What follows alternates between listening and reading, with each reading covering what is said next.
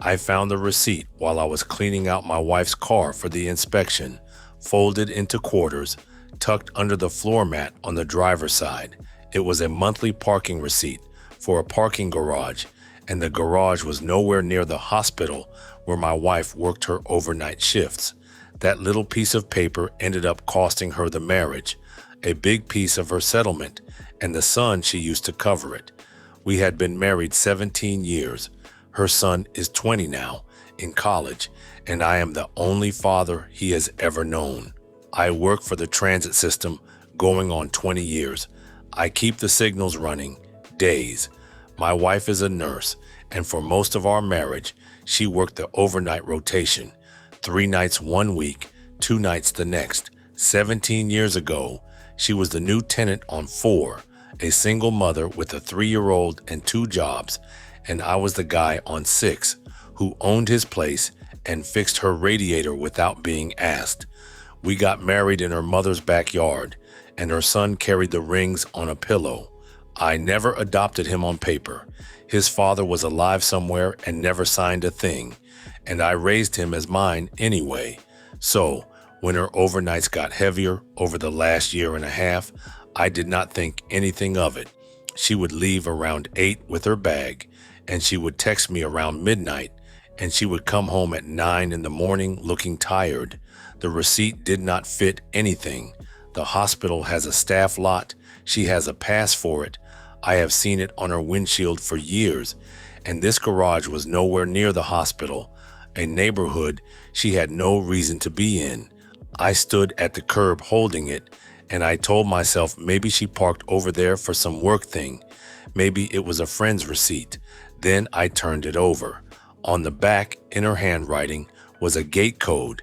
I did not confront her.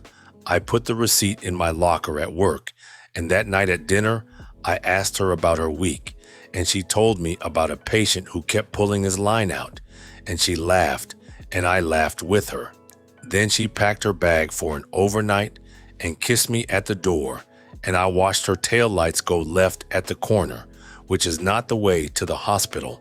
I logged into our card account that night. The garage was right there on the statement, the same charge every month, $260, going back 19 months. I had seen the charge before and never once opened it because it sat in a run of medical-looking charges, and she handles her checks and I handle mine. Then I pulled her pay stubs. Her pay goes into the joint account, and the stub comes by email to the family address. And I had 19 months of them sitting right there. Nurses get extra pay for overnights from what I am told. It is on the stub, its own line. I lined the stubs up against the calendar on the fridge, where she wrote her shifts in green marker, month after month. About half the overnights on that calendar were not on the stubs. She was scheduled for some of those nights. That part was true. And the other nights, the hospital had no idea she claimed to be working because she was not there, and the extra pay line said so in black and white. At that computer, the last 19 months started lining up. She started showering at the hospital, she said, because the lockers were redone and the water pressure beat ours, so she came home clean instead of tired. Her overnight bag got bigger, and one morning a blouse came out of it, folded, a blouse nobody wears under scrubs. And in May, she traded away our anniversary dinner for an overnight, and that night is one of the nights missing from the stubs. It took me 3 nights at that computer to build the whole picture because I checked every month twice. When the picture was done, I made 2 folders, one with the statements, one with the stubs, and I emailed both to an address she has never heard of. The next morning, I called around until a divorce lawyer would see me that week, and I took a personal day. He was an older guy, and he went through both folders for about 10 minutes without saying a word. Then he said, "Before we talk about what you have, I have to tell you how this state works." He said, "In New York, the cheating itself is free." He said, "If we can prove every night in that garage, the maintenance formula does not move a dollar." The law here does not care who cheated, it cares what you both earn, and she will be entitled to what she is entitled to. I asked him, what was the point of proving any of it then? He held up one finger and he said, the affair is free, but the money she spent on it is not. That is called wasteful dissipation.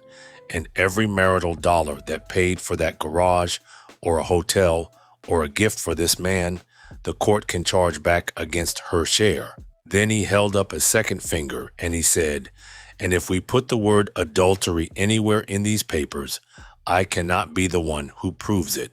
There is a law in New York, he told me. A husband is not allowed to take the stand and swear his wife cheated. The court will not hear it from me, no matter what I saw. It has to come from somebody else, a witness who is not married to her, which, in a case like mine, means a licensed investigator.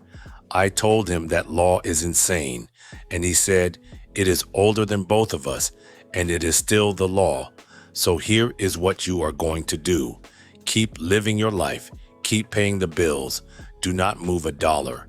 Do not say a word to her, and do not sleep with her, because forgiveness has a legal meaning here, and it can kill the adultery claim. Before I left his office, he gave me the rest of the rules. Keep living in the house. It is my house, but no fighting. Nothing she can screenshot. Nothing a judge sees later. Keep the folders out of the house. Let her keep her routine every overnight, every one, because the investigator needed her relaxed. And keep the credit card open, he said. Let her keep charging that garage. Every month she swipes it, she is writing my case for me. And he said, the house is yours. You bought it 4 years before you met her. It never had her name on it, and no marital money ever went into the mortgage because there is no mortgage. So that is separate property, and separate property stays separate. I hired the investigator he recommended that same afternoon, a licensed one, $5,000 for 2 weeks. I handed him the garage receipt with the gate code on the back, and he looked at it and said, you would be surprised how often it is parking that does it. She had 5 overnights on the calendar in those 2 weeks, and I kissed her goodbye for every one of them. The first week, the investigator got nothing. She had 2 overnights, and she worked both of them at the actual hospital. And for a day, I let myself hope. Then I would look at the pay stubs again, and the hope went away. That Sunday, in the middle of all of it, was her son's birthday dinner at our place. The 3 of us sat around the table he did his homework on for 12 years, and she told a story about me falling asleep at his graduation, and the 2 of them laughed, and I laughed too, and under the table, my hand was closed around my phone with 2 folders on it. Her son hugged me on the way out and said, love you, Pops. The investigator called me on a Friday and asked me to come by, and he gave me a folder, and he said, I am sorry, it is what you thought. The second week she had 3 nights on the calendar, and all 3 went into that garage. He had her on camera walking out of the garage in her scrubs with her overnight bag, and walking 1 block, and going into an apartment building, and he had the man who buzzed her in. The man was from her hospital, days, not nights, and he was single, no wife for me to call. The investigator figured they overlapped at shift change, 7 to 8 in the morning. The photos had her going in at 9 at night and coming out at 8:40 in the morning, and there was a coffee shop on that corner, and the last picture of the first night was the 2 of them at a little table in the window, and he had her hand against his mouth. The 2 nights she really worked back in that first week somehow made me the maddest, because she could do the real thing whenever she wanted, so the lying was a choice every single time. Then the investigator said, there is one more thing, and I want you to look at this one carefully. She was getting out of a car at the garage entrance on the second night, and the car was not hers. It was her son's car, the little gray one with the dent in the back door, the one she told me she found for him at a good price a year and a half back. the one I put tires on last fall. Her car had been in the shop that week. I knew that. I drove her to pick it up myself. So, she borrowed his car for an overnight shift, and the boy's car sat parked 1 block from her boyfriend's building until 9 in the morning. He would have needed his car back the next morning. He goes to school half an hour away. So, she asked her son for his car for a night, and he handed her the keys, and I had to go find out what he thought she needed it for. Before I left his office with the report, the investigator told me the last piece. He said, "If her side fights the adultery, I am the witness. That is what your check paid for. A man the court is allowed to believe." My lawyer filed that month, no fault, irretrievable breakdown, and the papers also listed the dissipation, the garage, the trip she had put on the card, and a watch I never saw. He asked me where she should be served, and I told him the truth, which is that I did not trust myself to be in the house when it happened. So, the server met her at the garage. She came out of the elevator by the monthly parking at 8:15 in the morning, in her scrubs, bag on her shoulder, and a polite man with a clipboard said her name and handed her the envelope 1 block from the building she had just walked out of. She called me 18 times before I picked up. When I answered, she was crying, and the first thing out of her was, "Why did you have someone follow me?" There was no sorry anywhere in that call.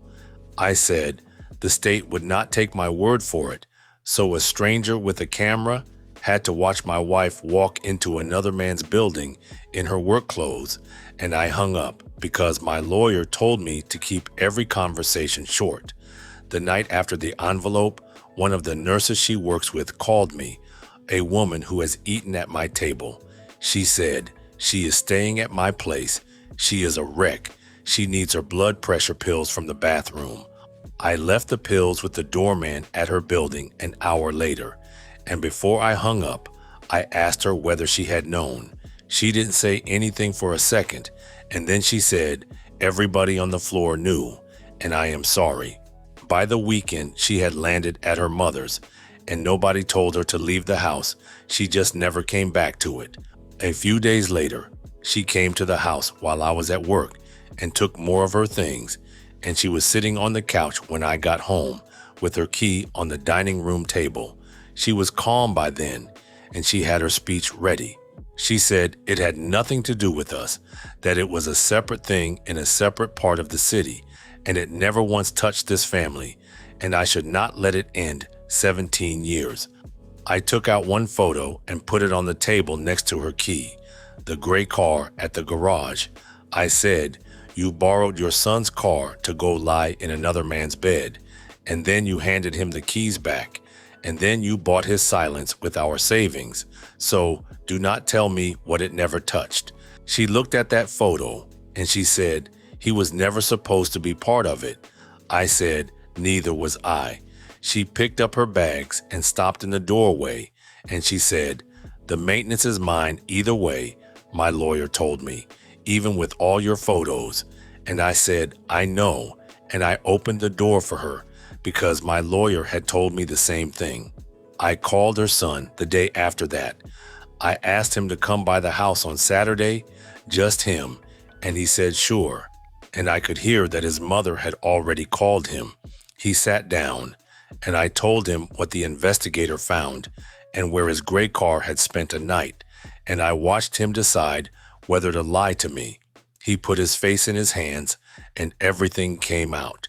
He saw them over a year ago at a diner near his campus, his mother and a man in a booth, her hand on the man's arm, and he stood on the sidewalk and watched his mother through the glass and then walked to class.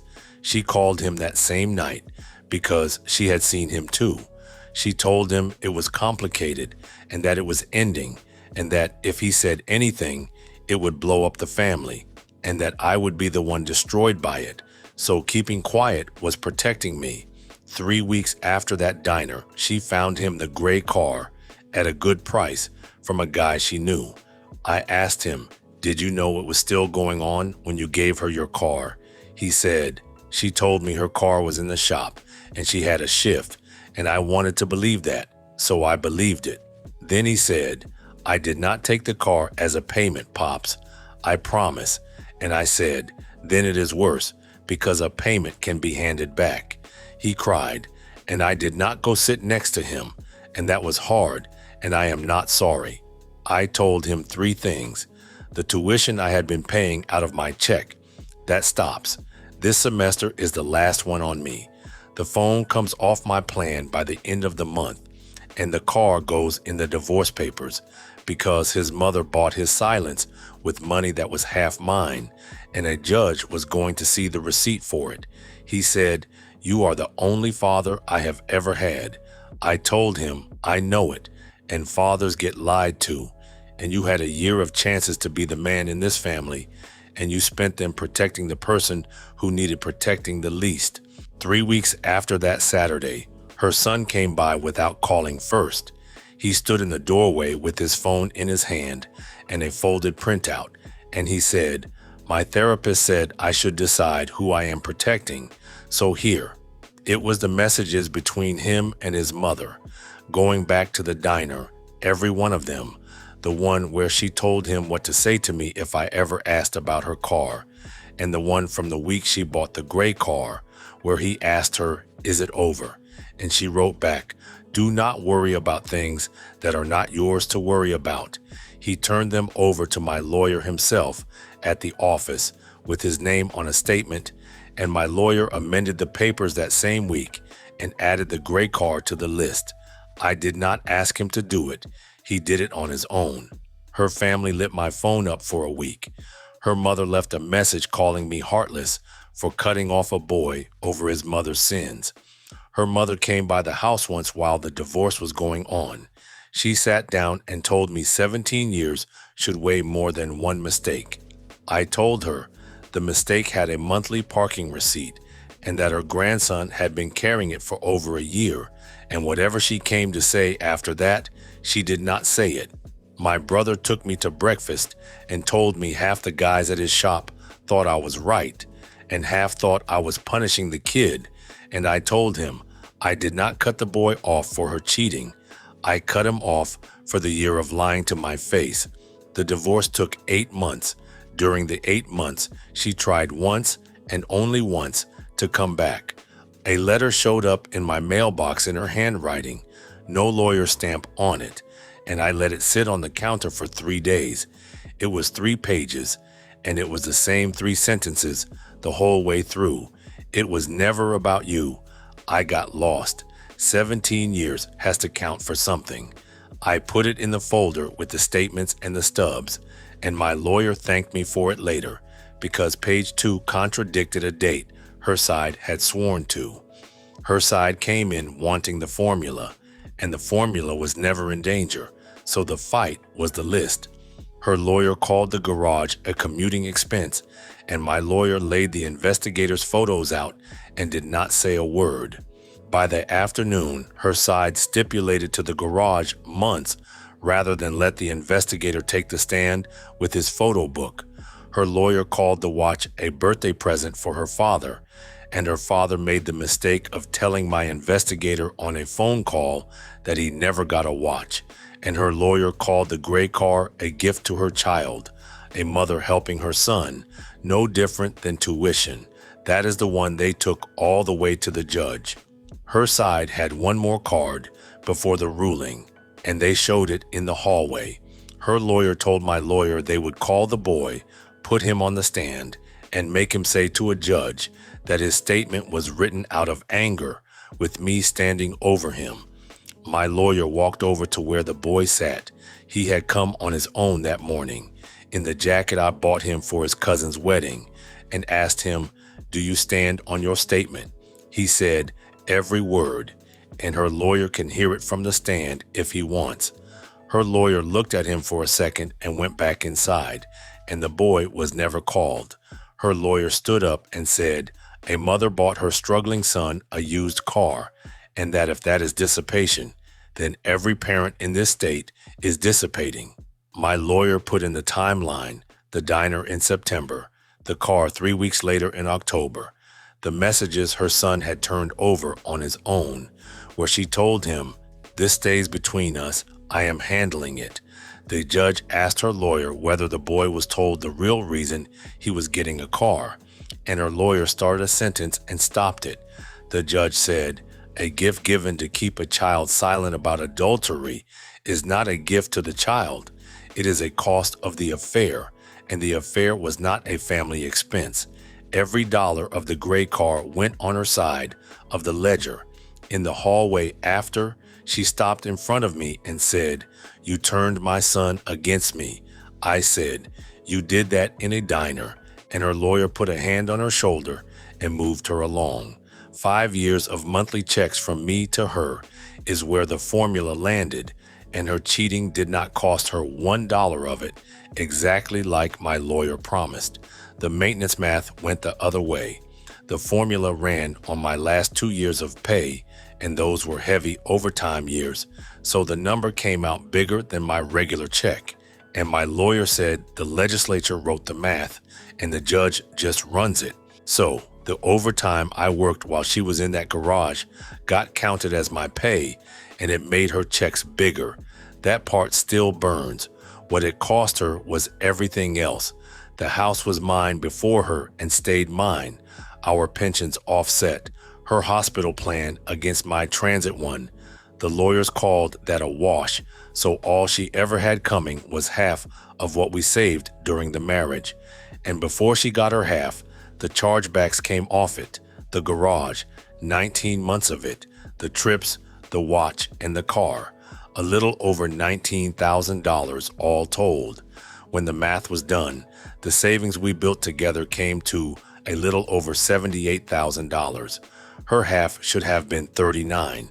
The chargebacks took it down to just under $20,000, and the house was never on the table because it was never ours, it was mine. She rented a 1-bedroom near the hospital.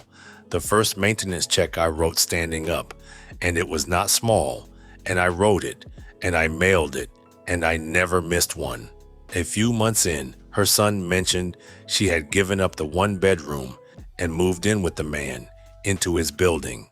The building a block from the garage she used to pay $260 a month to park near. 14 months after the decree, the boy told me over pancakes that his mother had gotten married at the courthouse to the man from the hospital. He also told me he had been invited to the courthouse wedding and did not go. He picked up a shift on purpose. I had my lawyer send one letter with a copy of the marriage record attached, and that was the end of the maintenance, all of it, automatically, because in New York, the checks stop the day she remarries. No hearing, no argument. Nearly 4 years of checks she walked away from to marry him. My lawyer called it the cheapest letter he ever sent. I had the next check already dated and clipped to the fridge when the certificate came back, and I got to rip that one in half over the trash. The boy and I are rebuilding, slow, on his dime and his effort. The first Sunday he came back, he brought bagels. He got a job near campus. He covers his phone. And last month, he handed me $50 toward the tires, and I took it. A week after the bagels, he came back with a piece of paper. He had written out a plan in pen with a ruler, the way I taught him to mark a cut.